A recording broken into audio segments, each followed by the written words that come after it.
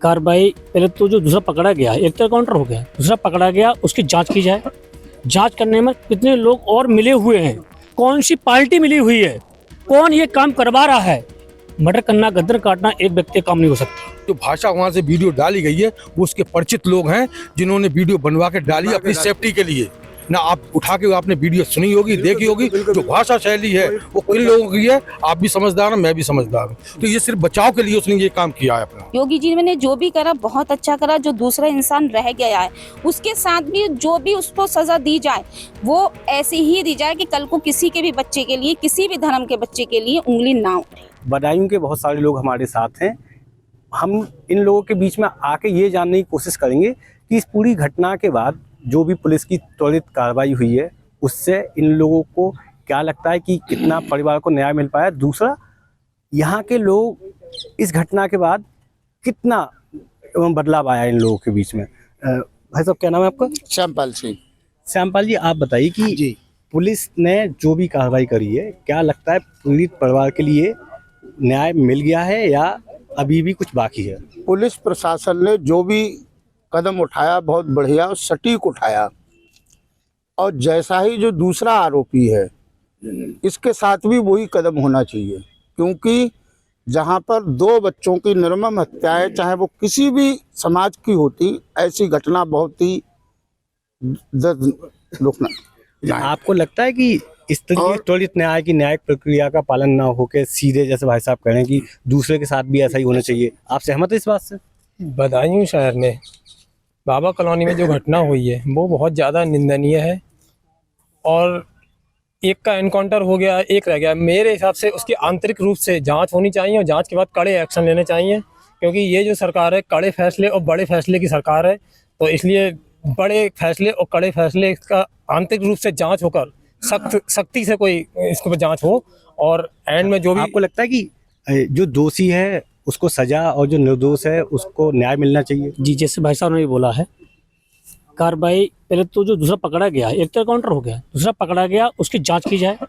जांच करने में कितने लोग और मिले हुए हैं, कौन सी पार्टी मिली हुई है, कौन ये काम करवा रहा है। मर्डर करना, गर्दन काटना एक व्यक्ति का काम नहीं हो सकता। जरूर कोई साजिश जरूर होगी, उसकी छानबीन जरूर करना चाहिए, उसके बाद फैसला लेना चाहिए। 24 अच्छा, जैसे भाई साहब कह रहे हैं कि जांच होनी चाहिए, तो क्या जांच इस एंगल पे भी होनी चाहिए, जैसे उसकी माँ, जो जावेद की माँ है, उसके पिता हैं, और भी लोग कह रहे हैं कि जावेद उस समय मौके पर नहीं था। जावेद ने भी अपने वीडियो में यही कहा कि मैं मौके पर नहीं था, कुछ वो प्रूफ के तौर पे भी देना चाह रहा है। तो कि जांच इस एंगल पे भी होनी चाहिए या बस सजा दिलाना चाहते हैं आप लोग? हर अपराधी कांड करने के बाद यही कहता है मैं बेकसूर हूँ, अगर बच जाता है तो। अगर ये बेकसूर था तो यहाँ से भागा क्यों? अरे तभी तेरे भाई ने कांड किया, तू जाता पुलिस में सरेंडर कर देता। लेकिन अभी भी उसने सरेंडर किया, पुलिस ने गिरफ्तार नहीं किया। मुझे यही मालूम, मुझे ऐसा लगता है जो भाषा वहाँ से वीडियो डाली गई है वो उसके परिचित लोग हैं जिन्होंने वीडियो बनवा के डाली अपनी सेफ्टी के लिए।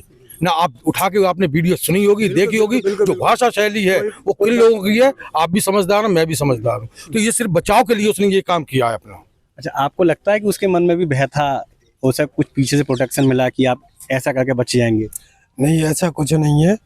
वो कांड करके ही गया है यहाँ से, और वो उस समय मौजूद था, नीचे खड़ा हुआ था। उनके परिवार वाले बता रहे हैं कि वो मौजूद था। वो उसका साजिश जो था वो ऊपर था, जब वो मोटरसाइकिल, उस मोटरसाइकिल पे था, वो ऊपर गया, वो ऊपर गया था, इसलिए उसको भी सजा मिलना ही चाहिए।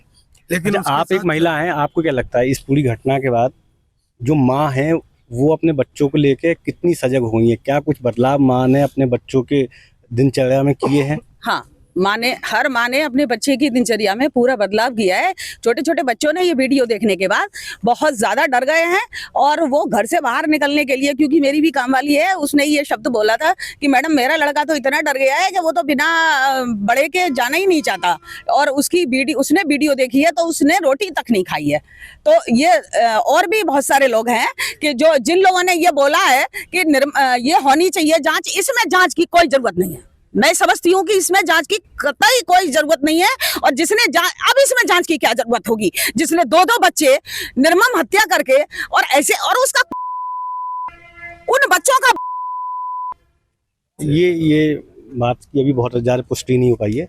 जैसे बहन जी ने कहा कि काम वाली ने भी कहा कि बच्चों को बाहर भेजने में डर लग रहा है, लेकिन ये घटना तो घर के अंदर हुई है। जी वो बात सही है, घटना घर के अंदर हुई है, लेकिन बच्चों की सेफ्टी हम लोग के लिए मस्ट है। और इस सेफ्टी को लेके मैं खुद अपने बच्चे को घर से बाहर नहीं निकलने दे रही हूँ।